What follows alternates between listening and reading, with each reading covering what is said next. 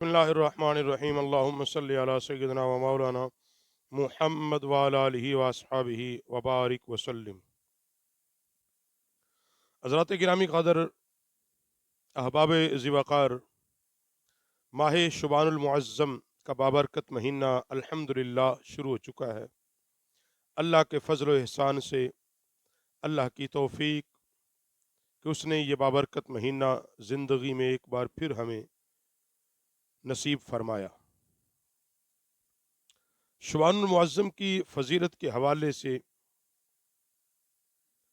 इमामुल अंबिया सल्लल्लाहु अलैहि वसल्लम ने फरमाया, रजब का शर्फ और फजीलत बाकी महीनों पर ऐसी है जैसे दूसरे कलामों पर कुरान मजीद की फजीलत, और तमाम महीनों पर शुबानुल मुअज़्ज़म की फजीलत ऐसी है जैसे तमाम अंबिया पर मेरी फजीलत, और दूसरे महीनों पर रमज़ान की फजीलत ऐसी है जैसे तमाम कायनात पर अल्लाह की फजीलत।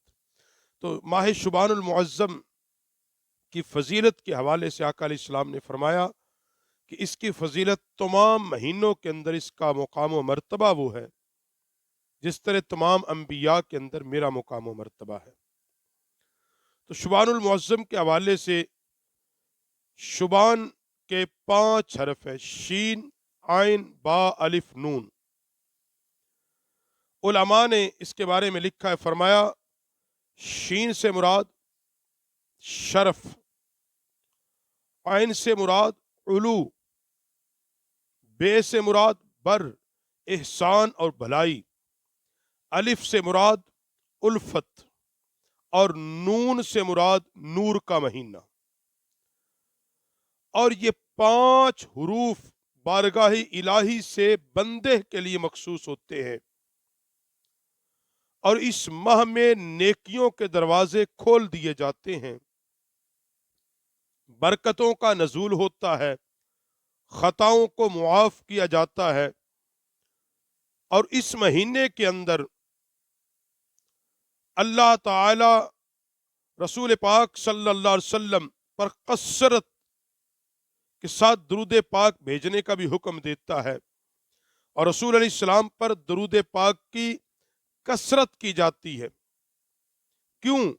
कि अल्लाह ने कुरान पाक के अंदर फरमाया, इन्नल्लाह व मलाइकतहु युसल्लूना अलन नबी या अय्युहल्लज़ीना आमनू सल्लू अलैहि वसल्लिमू तस्लीमा।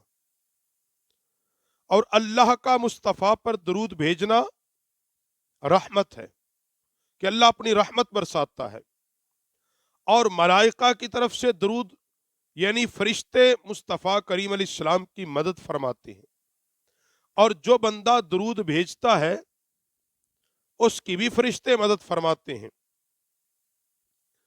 और फिर फरमाया कि रसूल खुदा सल्लल्लाहु अलैहि वसल्लम जो एक बार मुझ पर दरूद भेजता है, अल्लाह ताला उस पर 10 बार रहमत नाज़िल फरमाता है। और फरमाया हर दानिशमंद मोमिन के लिए जरूरी है वो इस महीने यानी शुबानुल मुअज़्ज़म से गाफिल ना हो, गफलत इख्तियार न करे, बल्कि रमजानुल मुबारक के इस्तिकबाल की तैयारियां शुरू करे, गुज़श्ता आमाल से तौबा करे, गुनाहों से पाक हो जाए, माह शुबान ही में अल्लाह के सामने गिरियाजारी करे, और नबी अलैहिस्सलाम का वसीला पकड़े। अल्लाह इसके दिल की खराबी को दूर कर दे और दिल की बीमारी का इलाज हो जाए, और इस सिलसिले में किसी लैतो लाल से काम न लिया जाए।